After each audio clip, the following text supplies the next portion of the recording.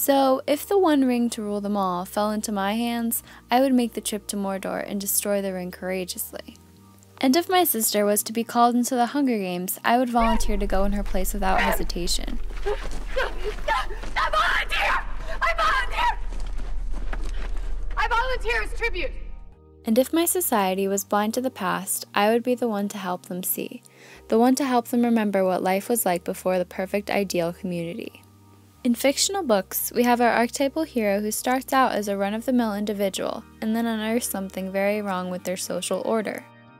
It wouldn't be a worthy writing if this protagonist didn't stand up and defend in perpetuity what they believed in. For example, Harry Potter, Sherlock Holmes, and Katniss Everdeen.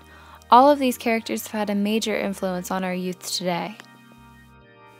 Some intuitive voice within ourselves notifies us that we would be that person, that we would be the special one and make the difference in the universe.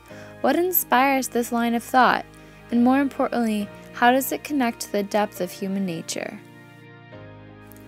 As I was analyzing and researching information on the book The Giver by Lewis Lowry, I found that in blogs and other reviews of the book, readers were deeply connecting to Jonas, believing that if they were in a similar situation, they would recognize the veracity of the deprived world they lived in. For example, a blog called Ink Blots and Flip Flops, a review on The Giver, was done. Quote, I too was agitated at his friends for not understanding. I too felt the apartness of the giver. I could sympathize with the world lacking in death and chaos, but what is a world without love? Unquote. It is natural for one to feel a part of a story, especially feeling connected to a main character.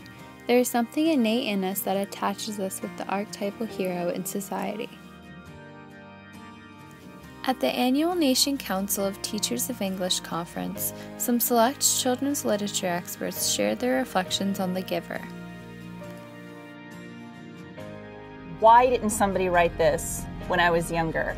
And it just resonated with me and made me think about so much about choice and freedom and what our world might be like if we don't pay attention to what's going on. This book really shows you that you can be strong and you can be brave by being yourself and going after the truth. In The Giver, recognizing the archetypal hero in his journey is clear. The community is all sameness, and there are no differences to give one person a higher advantage over another. The receiver of memory, however, is set apart from the rest of the community mainly for their eyes, which is an archetypal symbol of sensitivity to light, truth, and reality. The receiver of memory is the truth in this dystopian society, for they contain the knowledge of their past, while the rest of the community is in the dark. It is obvious that in these times we are becoming more desensitized to values we used to hold much higher than we do today. Our society is all about pleasure and instant gratification. There is a harsh increase in divorce, births outside of wedlock, and even small things such as children and their manners. Is this why a character that has the traits we lack resonates so deeply with us? If so, then what character traits does Jonas display? Well, to start, he appears average on the outside, yet has an underlying depth in his perception of life and his future. Many human beings can seriously connect with this concept. In essence, rarely are we all what we seem. Constantly there is a deeper concept and a deeper meaning to our lives. There's always another story. There's always more than meets the eye. Furthermore, Jonas is continually worrying about his future. Who else relates to this one? As a senior, I am constantly thinking about along the same lines as Jonas. Who am I, and what does my future hold? The traits of these protagonists reflect bravery, independent thinking, and standing up for what you believe in.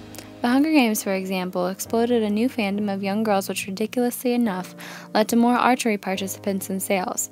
In an article by Amy Hatfield, Movie Hype is boosting archery participation in equipment sales, owner of Archery Only Pro Shop in Newark, California, said that the recent release of the new movie The Hunger Games led to tons of people, mostly girls, ages 13 to 21, to begin a sport in archery. Quote, that influx of customers drove our introductory bow sales up by 30% last year, unquote. These girls wanted badly to be like Katniss Everdeen, but what were they truly going after? Were they trying to perfect a skill she had, Or were these adolescents attempting to imitate the traits that come with the trait of archery, such as precision, hitting a target, and quick thinking? In addition to the children's literature experts, there were also quite a few reviews done by everyday people. Many of them connect well with Jonas and come to appreciate Love and Passion more as they agree with Jonas and his views on how the community should be. In this movie, but the end just really hit you. Just the importance of humanity and how extreme we are and the highs and lows. I loved the contrast of like this dystopian world that seems so far off from us, and then these memories of our world. The world in general just felt so solidly there. Like this community is doing well. You know, there's no war, there's no starvation, but there's no passion. Like it's the just people like you are said, missing an echo something of what we actually are. It was just so good. It was really good. I'm so happy with it. So, The Giver by Lois Lowry. I love this book. That's one of my favorite books.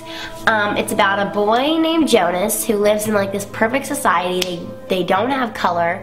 They don't even get to pick their jobs when they're older. They get assigned a job. And Jonas gets assigned the best and most important job of all, which is the receiver. So my favorite character, that's an easy one. That would be Jonas because he is the main character and the whole book is about him. In conclusion, it is important for us to realize why so many of us associate ourselves with the main character.